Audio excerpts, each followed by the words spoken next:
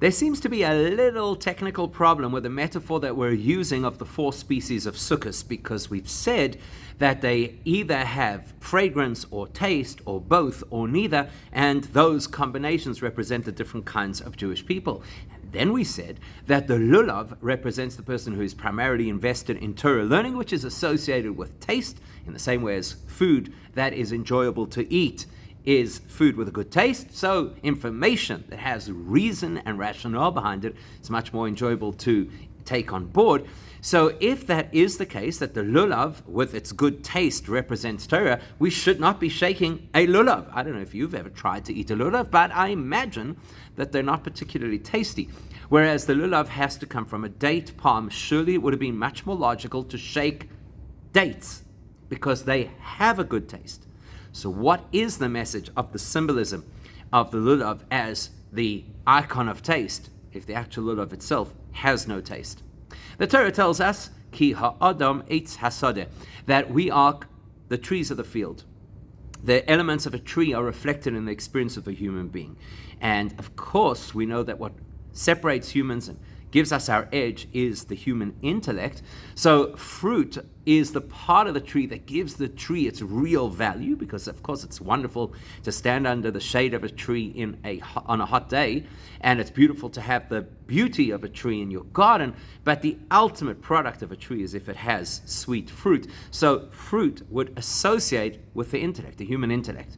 Except that the entire tree, or it's at least the entire Lulav in our particular conversation, is supposed to represent the intellectual process. So let's get a little bit more specific.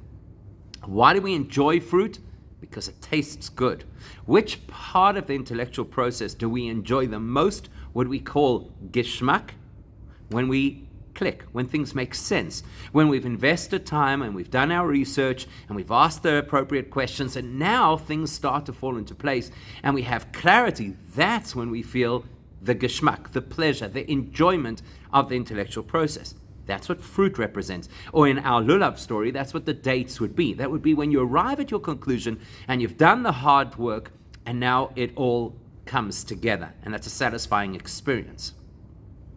What does the Lulav represent? Now we do know that the Lulav is effectively a leaf, a palm leaf that hasn't yet opened up. And the job of leaves, and particularly the palm leaf when it's still closed, is that it forms some element of protection. So it protects the tree, the fruit of the tree, the next generation of the tree. And in the same way, it's that hard work of research and study and asking questions and testing our opinions that protects the integrity of the information we eventually get to understand and feel really satisfied with. Oh wow, that was beautiful. I got to understand this. And therein lies the message of the Lulav, and specifically the difference between Torah learning and any other kind of intellectual pursuit. Because if, for example, you were trying to solve a mathematical equation or plumb the depths of a philosophical question, it's when you reach the conclusion, when you solve the problem, when you have an insight, that's when you feel this was a worthwhile process, and now I'm satisfied. Torah learning is not about the intellectual carrot at the end of the stick. Torah learning is about forging a bond, a meaningful, intimate bond between ourselves and Hashem, and that occurs at every step of the way. We are not only experiencing connection to Hashem when we have answered our questions, resolved our doubts, settled an issue. We're bonding with Hashem at every step of the process of Torah learning. So not only is the fruit sweet, not only is the conclusion rewarding, but the real value of Torah lies in the leaves, meaning to say the bland part of the experience, the part that many people are bored with. Give me the summary, send me the download.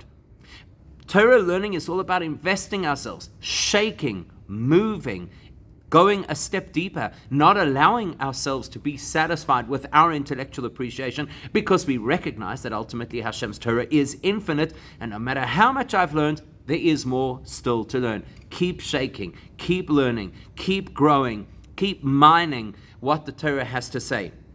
Therefore, it is that part of us that is represented in the Lulav, the pursuit of information, and that keeps us humble.